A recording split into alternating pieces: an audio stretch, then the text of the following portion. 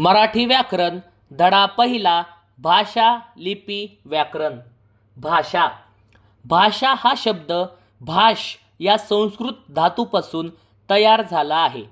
भाषा म्हणजे बोलणे किंवा बोलण्याचा व्यवहार करणे होय. व्याख्या. आपल्या मनातील विचार, भावभावना, अनुभव व कल्पना व्यक्त करण्याचे साधन म्हणजे भाषण होय. आपले विचार व्यक्त करण्यासाठी आपण जे शब्द वापरतो व त्या शब्दांचा विशिष्ट पद्धतीने रचना करतो तिला भाषा म्हणतात. भाषेची वैशिष्ट्ये. एक. भाषा नदीच्या प्रवाहाप्रमाणे असते, कारण नदी ज्याप्रमाणे पात्र बदलते त्याप्रमाणे भाषा बदलत जाते. भाषेची वैशिष्ट्ये. 2. भाषेमुळे संस्कृतीचे जतन व संवर्धन होते. भाषेची वैशिष्ट्ये. 3. भाषेचा मूलभूत घटक ध्वनी आहे. भाषेची वैशिष्ट्ये. 4. भाषेमुळे मानवाने नैत्रदीपक प्रगती केली आहे. भाषेची वैशिष्ट्ये. 5. भाषेचे रूप हे ध्वनित्मक असते. भाषेची वैशिष्ट्ये. 6. भाषा ही व्यक्ती, स्थान, कालपरत्वे बदलत जाते. भाषेची वैशिष्ट्ये. 7. आत्मप्रकटीकरणाच्या धडपडीतून भाषेचा जन्म झाला. भाषेची वैशिष्ट्ये. 8. भाषा म्हणजे समाज जीवनाचा दीपस्तंभ आहे. भाषेची वैशिष्ट्ये. 9. भाषा ही मानवनिर्मित आहे. भाषेची वैशिष्ट्ये. 11. भाषा जरी मानवाने निर्माण केली असली तरी भाषेने मानवाला घडविले आहे. भाषेची वैशिष्ट्ये. 11. बोलणारा व ऐकणारा यांना जोडणारा पूल म्हणजे भाषा होय. भाषेची वैशिष्ट्ये पुन्हा एकदा.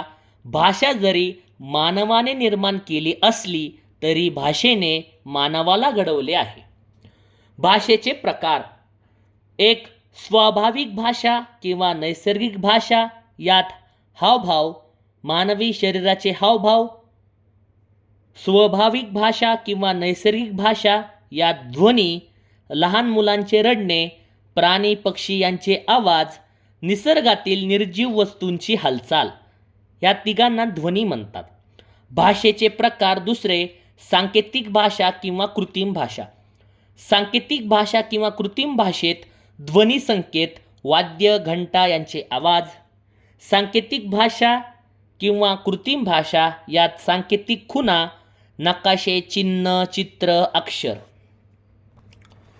स्वाभाविक भाषा किंवा नैसर्गिक भाषा यात आवाज, चेहरा व हावभाव यांच्या खुणांनी होणाऱ्या भाषेस स्वाभाविक भाषा असे म्हणतात. स्वाभाविक भाषा किंवा नैसर्गिक भाषा चेहऱ्यातील फरक, हातवारे, अंगविक्षेप व निरनिराळ्या प्रकारचे आवाज या खुणा स्वाभाविक भाषा आहे. स्वाभाविक भाषा किंवा नैसर्गिक भाषा निसर्गप्राप्त चिन्हांच्या समुदायास स्वाभाविक भाषा असे म्हणतात. स्वाभाविक भाषा किंवा नैसर्गिक भाषा यात स्वाभाविक भाषा ही मनुष्याप्रमाणे पशु प्राण्यांसही अवगत आहे. स्वाभाविक भाषा किंवा नैसर्गिक भाषा पक्ष्यांची भाषा, प्राण्यांची भाषा. नंबर 1. करपल्लवी हातांच्या खुणांनी होणारी भाषा आहे. 2. नेत्रपल्लवी डोळ्यांच्या खुणांनी होणारी किंवा नेत्र संकेत आहे. स्वाभाविक भाषा किंवा नैसर्गिक भाषा यातील 3. वैखरी वाणी. वैखरी वाणी वाणीच्या द्वारे उत्पन्न होणारी ती शब्दमय भाषा वैखरी वाणी होय. वैखरी वाणी मनातील कल्पना बाहेर प्रकट करण्याचे सांकेतिक शब्दमय साधन म्हणजे वैखरी वाणी होय. वैखरी वाणी हा व्याकरणाचा विषय होय. वैखरी वाणी अर्थात व्याकरण जे लिहावयाचे ते वैखरी वाणीचे होय. सांकेतिक भाषा किंवा कृत्रिम भाषा अमुक खुणेने अमुक कल्पनेचे किंवा अर्थाचे ग्रहण करावे अशा प्रकारच्या संकेताने ठरलेल्या भाषेस सांकेतिक किंवा कृत्रिम भाषा असे म्हणतात. सांकेतिक भाषा ही मनुष्य प्राण्यांची भाषा आहे. सांकेतिक भाषा मनुष्येतर प्राण्यात वास करीत नाही. सांकेतिक भाषा ही मनुष्याची विशेष भाषा होय. सांकेतिक भाषा शब्दाचा उपयोग करून शब्दमय भाषाच सांकेतिक भाषेची प्रधान होय. सांकेतिक भाषा किंवा कृत्रिम भाषा बोलण्याची भाषा किंवा संकेत ठरवून केलेली भाषा होय. भाषेचे स्वरूप. भाषेचे स्वरूप एक मातृभाषा. मातृभाषा स्वतःच्या घरात बोलली जाणारी भाषा. मातृभाषा ही अंतःकरणाची भाषा असते. भाषेचे स्वरूप बोलीभाषा. बोलीभाषा स्वतःच्या प्रदेशात बोलली जाणारी बोलीभाषा. बोलीभाषा ही भाषा अधिक लवचिक व परिवर्तनशील असते. भाषेचे स्वरूप प्रमाण भाषा. प्रमाण भाषा ज्या भाषेचा उपयोग कार्यालयीन कामासाठी होतो प्रमाण भाषा. प्रमाण भाषा या भाषेची नियमव्यवस्था काटेकोरपणे असते. प्रमाण भाषा ही भाषा अधिक स्थिर आणि स्थितिशील असते. मराठी बोली भाषा. अहिराणी बोली भाषा जळगाव. अहिराणी बोली भाषा धुळे. अहिराणी बोली भाषा नंदुरबार. अहिराणी बोली भाषा छत्रपती संभाजीनगर. वऱ्हाडी बोली भाषा अमरावती. वऱ्हाडी बोली भाषा अकोला. वऱ्हाडी बोली भाषा बुलढाणा. वऱ्हाडी बोली भाषा यवतमाळ. वऱ्हाडी बोली भाषा वाशिम. जाडी बोली किंवा झाडी मंडळ किंवा झाडीपट्टी ह्या बोली भाषा महाराष्ट्राच्या ईशान्येला बोलल्या जातात. झाडी बोली भाषा भंडारा. झाडी बोली भाषा गोंदिया. झाडी बोली भाषा चंद्रपूर. झाडी बोली भाषा गडचिरोली. चंदगडी बोली भाषा कोल्हापूर चंदगड इथे आहे. मालवणी, कुंडाळी, कुड्डळ, देवकर भाषा सिंधुदुर्ग जिल्ह्यातील काही भाग. वारली बोली भाषा ठाणे. वारली बोली भाषा पालघर. आदिवासी क्षेत्रात वारली बोली भाषा बोलली जाते. हळबी बोली भाषा चंद्रपूर. हळबी बोली भाषा गोंदिया. हळबी बोली भाषा अचलपूरचा काही भाग. हळबी ही बोली भाषा मराठी प्लस ओडिया प्लस छत्तीसगडी यांच्या मिश्रणाची भाषा हळबी भाषा होय. हळबी भाषा हळबा लोकांची बोली भाषा आहे. गोरमाठी बोली भाषा विदर्भ. गोरमाठी बोली भाषा मराठवाडा. डांगी भाषा गुजरात सीमेकडील काही भाग.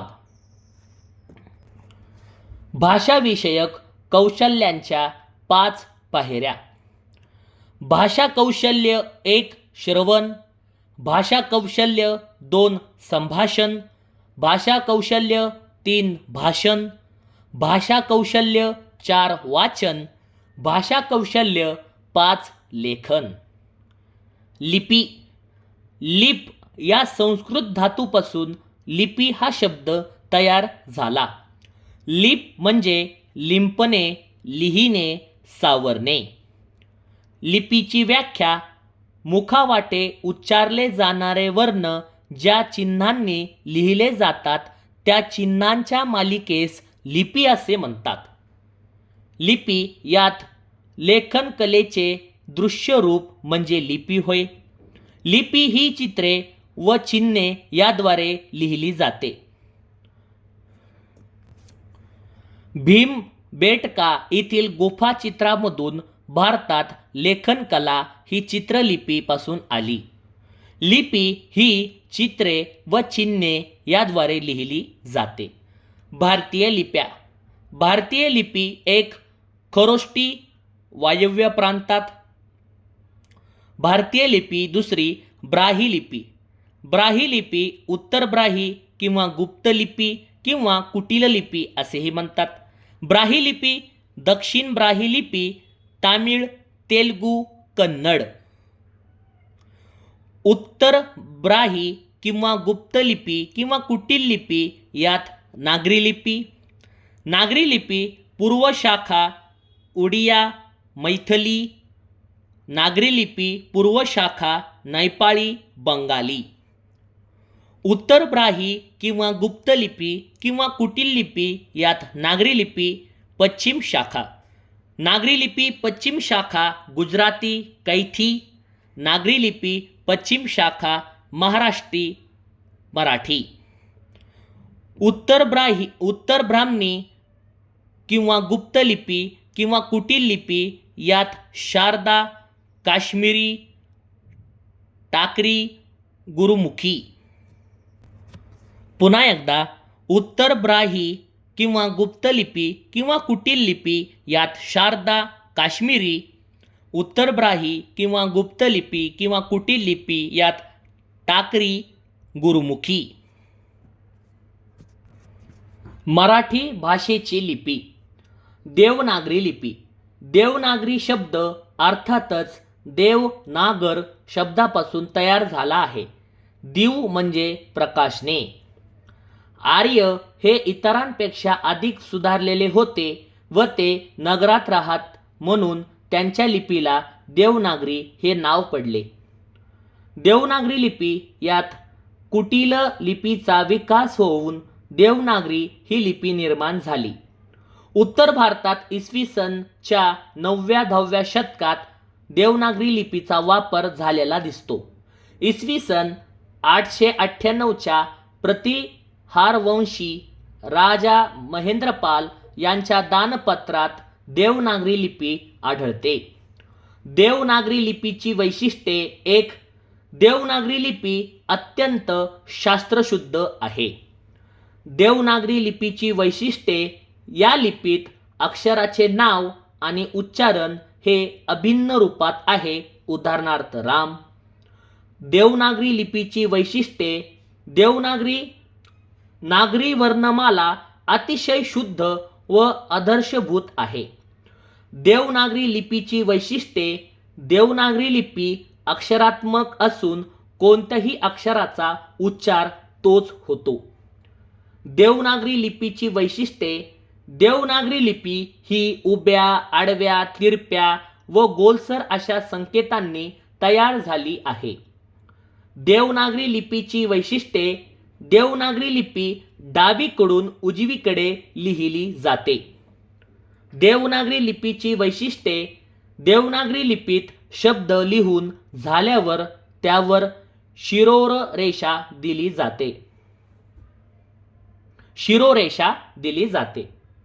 देवनागरी लिपीची वैशिष्ट्ये. देवनागरी लिपीत शब्द लिहून झाल्यावर त्यावर शिरोरेषा दिली जाते. देवनागरी लिपीची वैशिष्ट्ये. देवनागरी लिपी एकापुढे एक शब्द लिहून तयार होते. देवनागरी लिपीची वैशिष्ट्ये. प्रत्येक ध्वनीला स्वतंत्र चिन्ह असते. एक ध्वनी एक चिन्ह, एक चिन्ह एक ध्वनी. देवनागरी लिपीची वैशिष्ट्ये. वर्णमालेचे वैज्ञानिक वर्गीकरण. देवनागरी लिपीची वैशिष्ट्ये. उच्चारण लेखनासाठी एकरूपता. देवनागरी लिपीची वैशिष्ट्ये. गतियुक्त व व्यावहारिक लिपी. देवनागरी लिपीची वैशिष्ट्ये. एकेरी लिपी, चिन्हांचा समावेश. देवनागरी लिपीची वैशिष्ट्ये. ऱ्हस्व व दीर्घ मात्राची व्यवस्था. देवनागरी लिपीची वैशिष्ट्ये. लिपी चिन्हाचे आदर्श वर्गीकरण. देवनागरी लिपीची वैशिष्ट्ये. एकच ध्वनी एकापेक्षा जास्त ध्वनी दाखवित नाही.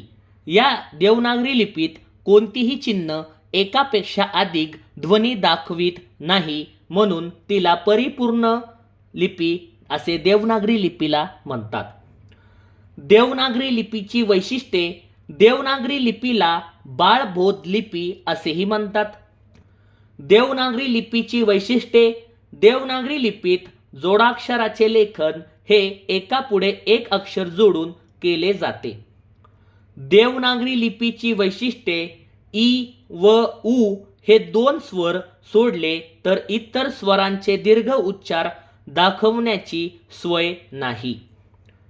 देवनागरी लिपीची वैशिष्ट्ये च, झ, झ हे वर्ण 2 प्रकारे उच्चारले जातात. उदाहरणार्थ तालव्य व दंततालव्य. जग सृष्टी, जग जिवंत रहा. मराठी बरोबरच इतर भाषांची देवनागरी लिपी. मराठी बरोबरच इतर भाषांची देवनागरी लिपी हिंदी, प्राकृत.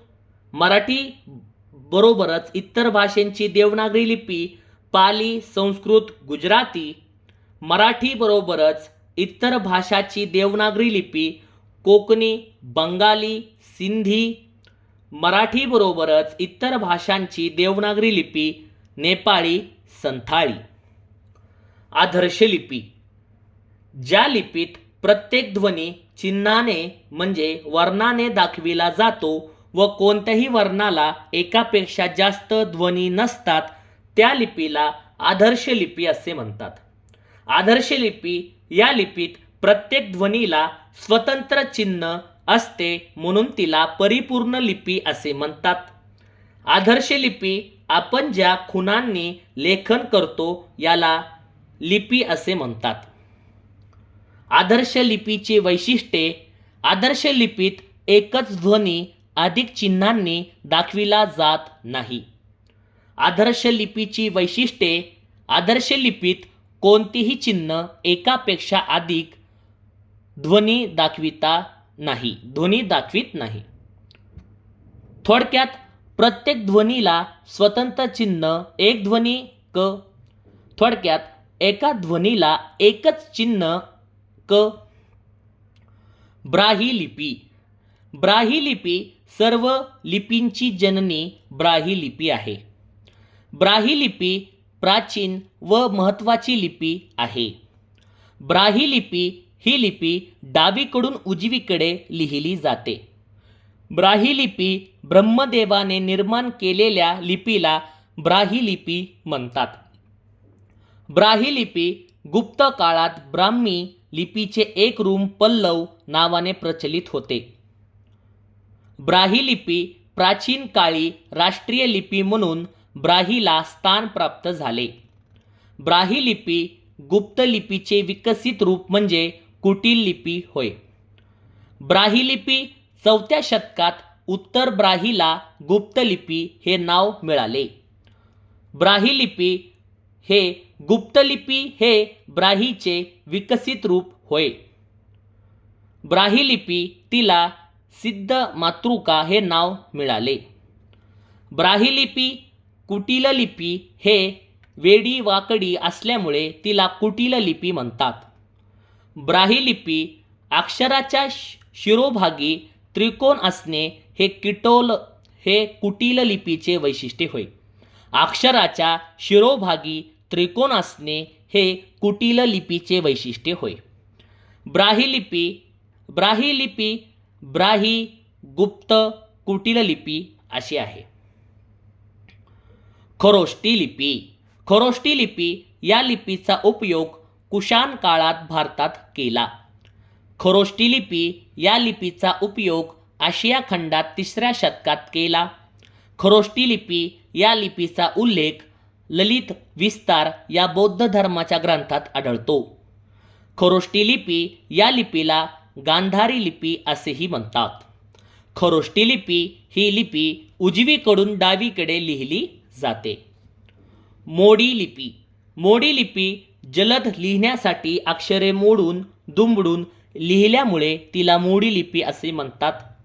मोडी लिपी रामदेवराय यादवांचा प्रधान 13वे शतक हेमाद्री पंडित यांनी मोडी लिपीचा शोध रूढ केला. हेमाद्री पंडित यांनी. मोडी लिपी या लिपीतील लेखन धावत्या स्वरूपात केले जाते म्हणून त्याला ध्वलिपी असेही म्हणतात.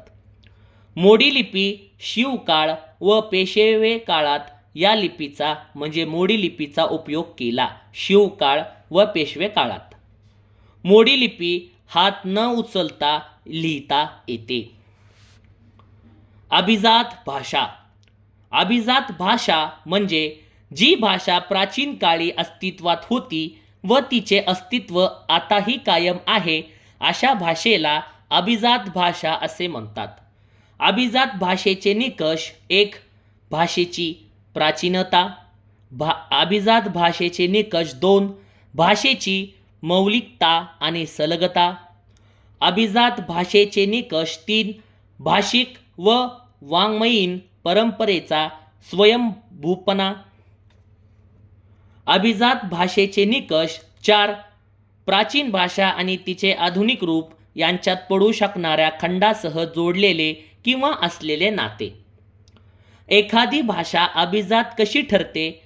कोणत्याही भाषेला अभिजात दर्जा देण्याचे अधिकार हे केंद्रीय सांस्कृतिक मंत्रालयाचे आहेत. गृह मंत्रालयाने 2005 साली हे अधिकार सांस्कृतिक मंत्रालयाला दिले. त्याचे काय निकष आहेत? भाषेचा नोंदविलेला इतिहास हा अतीव प्राचीन स्वरूपाचा म्हणजे 1500 ते 2000 वर्षे जुना हवा. प्राचीन साहित्य हवं जे त्या भाषकांना मौल्यवान वारसा वाटते. दुसऱ्या भाषा समूहाकडून उसने न घेतलेली अस्सल साहित्यिक परंपरा हवी. अभिजात भाषा ही आजच्या भाषेपेक्षा निराळी हवी. आतापर्यंत भारतातील 11 भाषांना हा दर्जा मिळाला आहे. आतापर्यंत भारतातील 11 भाषांना अभिजात भाषेचा दर्जा मिळाला आहे. भारतातील पहिली अभिजात भाषा तामिळ. तामिळ 2004 अभिजात भाषेचा दर्जा. भारतातील दुसरी अभिजात भाषा संस्कृत. संस्कृत अभिजात भाषेचा दर्जा 2005. भारतातील तिसरी अभिजात भाषा तेलुगू. तेलुगू भाषेला अभिजात भाषाचा दर्जा 2008. भारतातील चौथी अभिजात भाषा मराठी. मराठी भाषेला अभिजात दर्जा 2024. भारतातील 5वी अभिजात भाषा कन्नड. कन्नड भाषेला अभिजात भाषा दर्जा 2008. अभिजात भाषा उडिया 2014. अभिजात भाषा मल्याळम 2013. अभिजात भाषा बंगाली 2024. अभिजात भाषा पाली 2024. अभिजात भाषा प्राकृत 2024. अभिजात भाषा आसामी 2024. या सर्व भाषांना त्या वर्षानुसार अभिजात भाषेचा दर्जा मिळाला आहे. पुन्हा एकदा महत्त्वाचे आहे म्हणून तामिळ भाषेला अभिजात दर्जा 2004. संस्कृत भाषेला अभिजात दर्जा 2005. तेलुगू भाषेला अभिजात दर्जा 2008. मराठी भाषेला अभिजात दर्जा 2024. कन्नड भाषेला अभिजात दर्जा 2008. मल्याळम या भाषेला अभिजात दर्जा 2013. उडिया या भाषेला अभिजात दर्जा 2014. बंगाली या भाषेला अभिजात दर्जा 2024. पाली या भाषेला अभिजात दर्जा 2024. प्राकृत या भाषेला अभिजात दर्जा 2024. आसामी या भाषेला अभिजात दर्जा 2024. अभिजात दर्जा तमिळ 2004. अभिजात दर्जा संस्कृत 2005. अभिजात दर्जा तेलुगू 2008. अभिजात दर्जा मराठी 2024. अभिजात दर्जा कन्नड 2008. अभिजात दर्जा मल्याळम 2013. उडिया अभिजात दर्जा 2014. अभिजात दर्जा बंगाली 2024. अभिजात दर्जा पाली 2024. अभिजात भाषा प्राकृत 2024. अभिजात दर्जा आसामी 2024. अभिजात दर्जा मिळण्याचे भाषा संवर्धनासाठी काय फायदे? मराठीच्या बोलींचा अभ्यास, संशोधन व साहित्य संग्रह करणे. भारतातील सर्व 450 विद्यापीठांमध्ये मराठी शिकवण्याची सोय करणे. प्राचीन ग्रंथ अनुवादित करणे. महाराष्ट्रातील सर्व 12,000 ग्रंथालयांना सशक्त करणे. मराठीच्या उत्कर्षासाठी काम करणाऱ्या संस्था, व्यक्ती व विद्यार्थी अशा साऱ्यांना भरीव मदत करणे. मराठी भाषेला अभिजात भाषेचा दर्जा मिळावा म्हणून प्रा. रंगनाथ पठारे यांच्या अध्यक्षतेखाली समिती स्थापन केली आहे. त्याची स्थापना 10 जानेवारी 2012. अहवाल सादर 31 मे 2013. अभिजात मराठी भाषा समिती अध्यक्ष प्राध्यापक रंगनाथ पठारे. अभिजात मराठी भाषा समिती सदस्य प्रा. हरी नरके. अभिजात मराठी भाषा समिती सदस्य 2 डॉक्टर नागनाथ कोतापल्ले. अभिजात मराठी भाषा समिती डॉक्टर श्रीकांत बहुलकर. अभिजात मराठी भाषा समिती प्राध्यापक मधुकर वाकोडे. अभिजात मराठी भाषा समिती सदस्य प्राध्यापक आनंद उबाळे. अभिजात मराठी भाषा समिती सदस्य डॉक्टर कल्याण काळे. अभिजात मराठी भाषा समितीचे सदस्य श्री सतीश काळसेकर. अभिजात मराठी भाषेचे सदस्य डॉक्टर मैत्री देशपांडे. अभिजात मराठी भाषा समितीचे सदस्य श्री परशुराम पाटील. अभिजात मराठी भाषा समिती स्थापना 10 जानेवारी 2012. अभिजात मराठी भाषा समितीचे अहवाल 31 मे 2013. अभिजात मराठी भाषा समितीचे अध्यक्ष प्राध्यापक रंगनाथ पठारे. मसुदा समिती. मसुदा समितीची स्थापना 14 मार्च 2012. अभिजात मराठी भाषा मसुदा समितीचे अध्यक्ष प्राध्यापक रंगनाथ पठारे. मसुदा समिती समन्वयक प्राध्यापक हरी नरके. मसुदा समिती सदस्य 1 डॉक्टर श्रीकांत बहुलकर. मसुदा समिती 2 डॉक्टर मैत्री देशपांडे. पाठपुरवठा समिती फेब्रुवारी 2024. पाठपुरवठा समिती अध्यक्ष Shri Dnyaneshwar Mule. IFS doctor Sadanand More, doctor Raja Dixit, doctor Laxmikant Deshmukh, Sanjay Nahar. पाठपुरवठा समितीचा उद्देश मराठी भाषेला अभिजात दर्जा मिळावा म्हणून.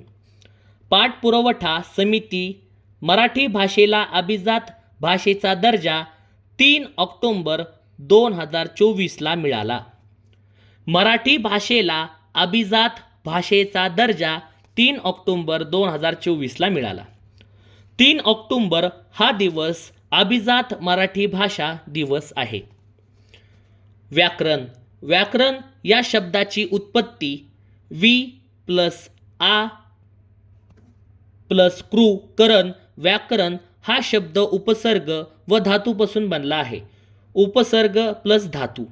वी प्लस आ, ई, आ, व प्लस य प्लस आ प्लस करण. व्याकरण.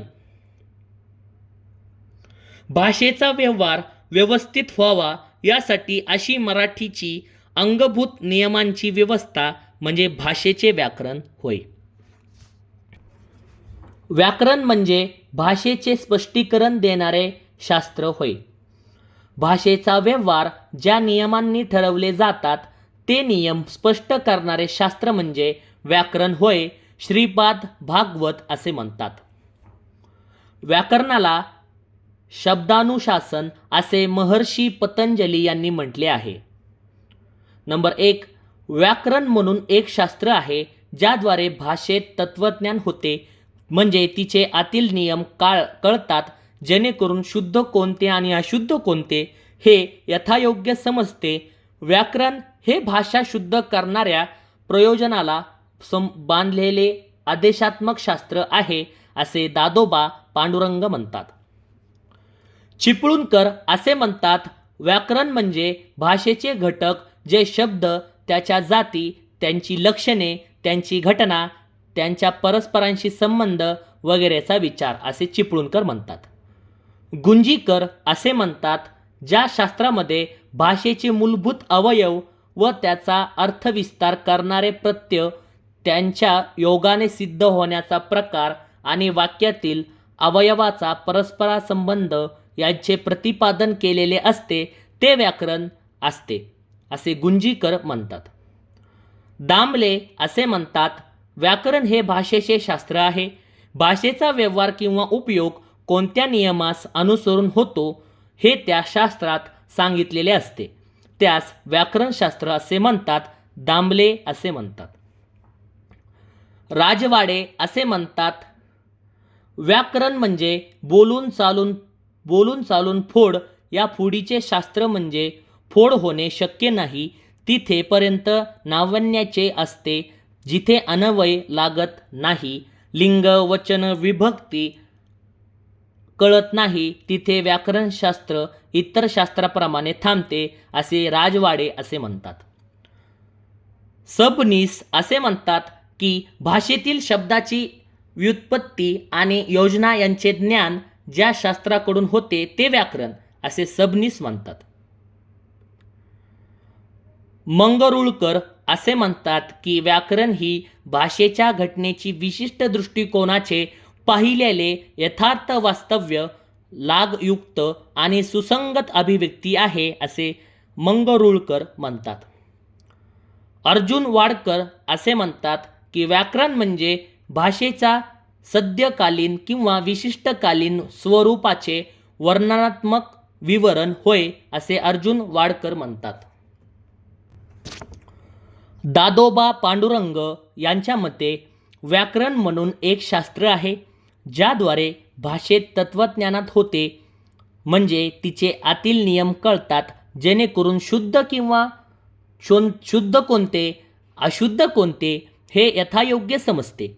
व्याकरण हे भाषा शुद्ध करणाऱ्या प्रयोजनाला बांधलेले आदेशात्मक शास्त्र आहे असे दादोबा पांडुरंग म्हणतात. काही निवडक व्याकरणावर, काही निवडक व्याकरणकार व त्यांची पुस्तके. व्याकरणाचे पहिले पुस्तक इंग्रजी विल्यम कॅरी या इंग्रजी अभ्यासकाने 1805 मध्ये the grammar of Marathi language कोलकात्याजवळील सोरमपूर इथून प्रकाशित केले. व्याकरणाचे पहिले पुस्तक विल्यम कॅरी याने लिहिले. व्याकरणाचे पहिले मराठी पुस्तक दादोबा पांडुरंग तर्खडकर यांनी महाराष्ट्र भाषेचे व्याकरण या नावाने पुस्तक 1836 मध्ये प्रसिद्ध केले. दादोबा पांडुरंग तर्खडकर. मराठी व्याकरणाचे पहिले पुस्तक दादोबा पांडुरंग तर्खडकर यांनी महाराष्ट्र भाषेचे व्याकरण या नावाने पुस्तक 1836 मध्ये प्रसिद्ध केले. महाराष्ट्र भाषेचे व्याकरण 1836 गंगाधर शास्त्री फडके यांनी प्रसिद्ध केले. गणपत कृष्णाजी प्रकाशने च्या माध्यमातून. महाराष्ट्र भाषेचे व्याकरण 1836 गंगाधर शास्त्री फडके यांनी प्रसिद्ध केले. महादेव पांडुरंग सबनीस हे आधुनिक मराठीचे उच्चतर व्याकरण आहे. कृपा कुलकर्णी मराठी व्याकरणाचे व्याकरण आहे. कृष्ण शास्त्री चिपळूणकर हे मराठी व्याकरणकार निबंध आहेत. प्राध्यापक अरविंद मंगरुळकर हे मराठी व्याकरणाचा पूर्ण विचार आहेत. मराठी भाषेचे पाणिनी दादोबा पांडुरंग तर्खडकर यांना म्हणतात. कृष्णशास्त्री चिपळूणकर यांना मराठी भाषेचे जॉन्सन म्हणतात. मराठी भाषेचे पाणिनी दादोबा पांडुरंग तर्खडकर यांना म्हणतात. मराठी व्याकरणाचे पहिले पुस्तक दादोबा पांडुरंग तर्खडकर यांनी महाराष्ट्र भाषेचे व्याकरण या नावाने पुस्तक 1836 मध्ये प्रसिद्ध केले. तेच पुस्तक महाराष्ट्र भाषेचे व्याकरण 1836 गंगाधर शास्त्री फडके यांनी प्रसिद्ध केले. गणपत कृष्णाजी प्रकाशाने च्या माध्यमातून. शास्त्रीय मराठी व्याकरण मोरो केशव दामले यांनी 1911 यामध्ये प्रकाशित केले.